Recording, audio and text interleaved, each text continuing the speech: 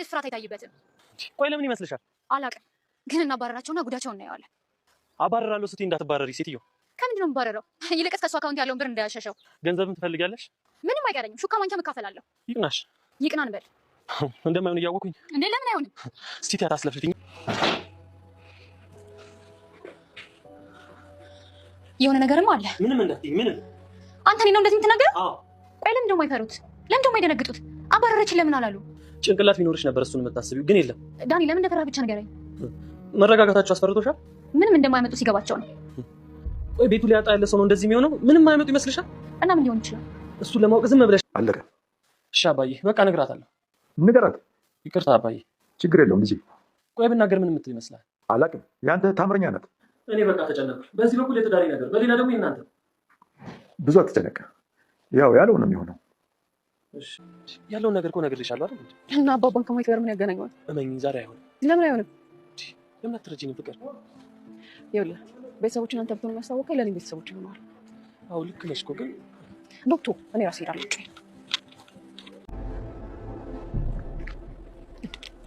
ምንድን ነው? ምን ተፈጠረ? ምን ነው? ትንሽ ተሰምቶኝ ነው። ውሃ ግዢ። እሺ ይቅርታ ትሰጠኛለህ? እሺ ልጄ። ግን አሁን የሆነ ነገር እየተፈጠረ እየመሰለኝ ነው። ቲና የካሌብ አባትን ከቤት ጠራርጌ አስወጣዋለሁ ያለች ስትፎክር ወደ ቤት ስትሄድ ግን ያልጠበቀችው ነገር ነበር የጠበቃት። የዳኒ ፍቅረኛ ከካሌብና ከካሌብ አባት ጋር ቁጭ ብላ እየተጨዋወተች በጣም ድንጋጤ ፈጥሮባታል። መጀመሪያ መንገድ ላይ ሲሰኛ ታይተው ነበርና ይቺ ናት አዲሱ ፍቅረኛው። ወይኔ ቲና እያለች እጅግ በጣም ተበሳጭታ ነበር። በመጀመሪያ አልፈልገውም፣ ከሱ ጋር መኖር ጠልቼዋለሁ፣ እሱ ጋር ያለው ፍቅር አልቋል፣ እፈታለሁ እያለች ነበረ። አሁን ግን ከሴት ጋር ስላየችው ማንም ምንም እንደሆነች ገና ሳታውቅ በጣም ተበሳጭታለች ቲና። እጅግ የቅናት መንፈስ አድሮባታል። ዳንኤል በበኩሉ ቆይ ካሌብ ግን ምን እያደረግክ ነው ብሎ ይኮሳተራል። ዳንኤል ካሌብ ላይ ምን ማለት ነው? ምን እያልክ ነው ይለዋል። ኤዱ ጋር መንገድ ላይ አይተናቸዋል ይላል። እና ታዲያ አባዬ ጋር መጣች ሸኘዋት፣ ችግር አለው ይላል ካሌብ። እሱም በጣም ይደነግጥና እሺ ይቅርታ ይላል። ለካ እንደዚህ የወረደ አስተሳሰብ ነው ያለ እንዴ? እኔ እንዳንተ ባለየ አይደለም እሺ ብሎ ጥሎት ይገባል። ሰላም ጤና ይስጥልኝ ውድና የተከበራችሁ በመላው ዓለም ያላችሁ ኢትዮጵያውያን ኤርትራውያን፣ እግዚአብሔር ይመስገን ደህና ነኝ። የግፈኛው ሚስትና የሰራተኛዋ ፍጥጫ ክፍል 30 አብረን እናያለን። ቲና ለዳኒ አሁን ቤት ገብቼ ጠራርጌ ያስወጣቸዋለሁ እያለችው ነበር።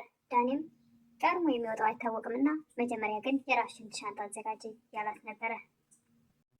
ቲና በገዛ ቤታቸው ወንድሜ ነው ብላ ካመጣችው ወንድ ጋር ብዙ ስትጨመላለቅ እንደነበረ ረስታ ዛሬ ላይ ቤቱ የኔ ነው እያለች በቃ የፌክ ካርታ መሆኑን ሁላ በፍጹም ቼክ ማድረግም የለ። እሳቸውን ጭራሽ እላያቸው ላይ ብዙ ነገሮች አሁንም ለማድረግ ቤቱ የኔ ነው በቃ በስም ይሆናል ምንም አያመጡ አይነት ነገር ብዙ ነገር አሁንም ለማድረግ እሳቸውን ማመነጫጨቅ ጀምራለች። እሳቸውም ብዙ ስለበሸቁ መለሱ እሳውን ለማብሸቅ የካሌብ አባትም ዳኒ ፍቅረኛውን ለካሌብ ሊያደርጉ ነው። ቲናንም በዚህ ጋር ቤት ሰጠዎች ፈረምኩልሽ ብለው የፌክ ካርታ ላይ ፈርመው እየሰሩላቸው ነው። እሳቸው በትክክል በቀላቸውን እየተበቀሉ ነው። እነሱ ግን ይህን ሁሉ ድራማ በእርግጥም ዳኒ አሁን ላይ ገብቶታል፣ ነገሩን ተረድቷል።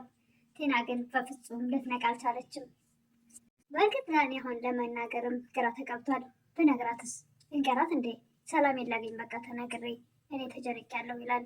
ከፈለግ ንገራት ብሩን ካልፈለግከው ይላሉ የካሌብ አባት።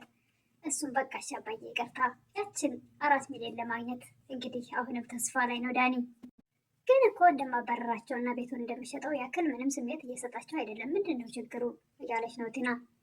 ዳኒም እንግዲህ ጭንቅላትሽ ቀፎ ነው እንጂ ማየት ትቼ ነበር፣ እሱን ማስተዋል ትቼ ነበር እየሆነ ያለውን ነገር።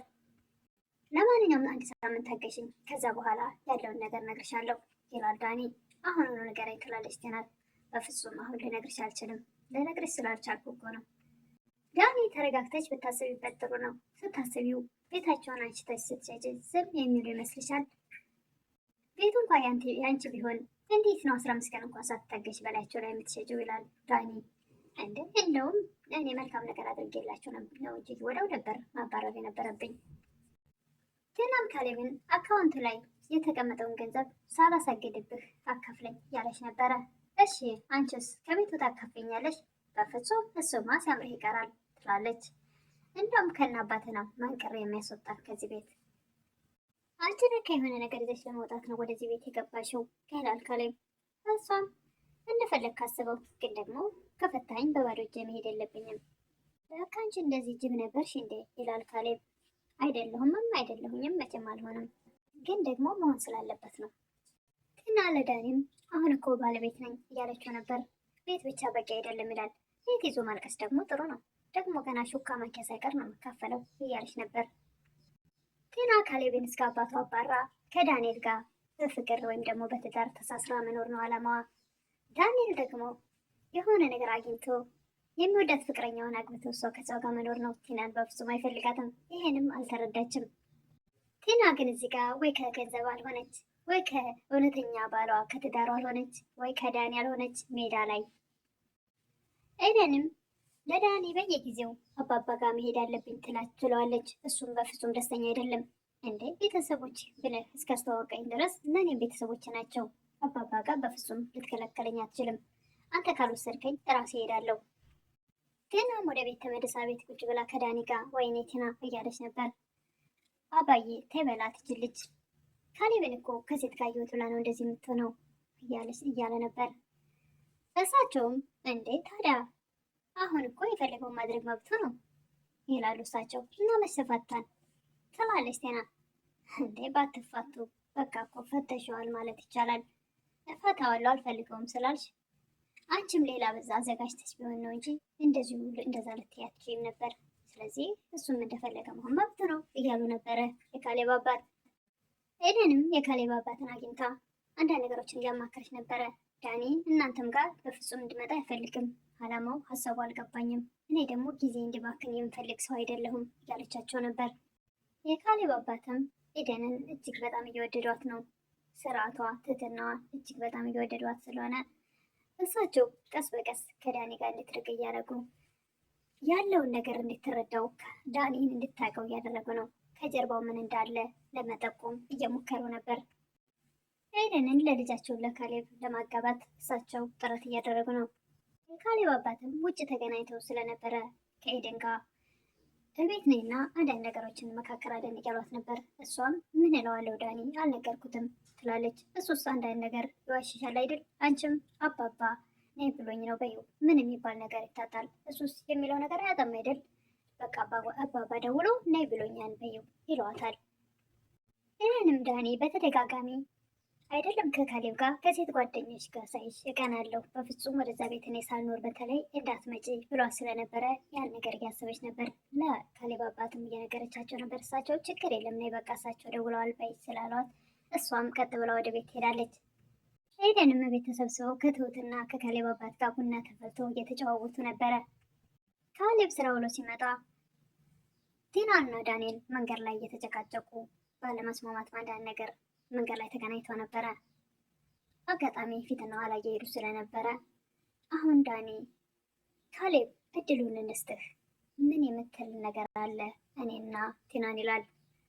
ካሌብም የምላችሁ ነገር ቢኖር ሁለታችሁም ስርዓት ያዙልኝ፣ ሌላ ምንም አልልም።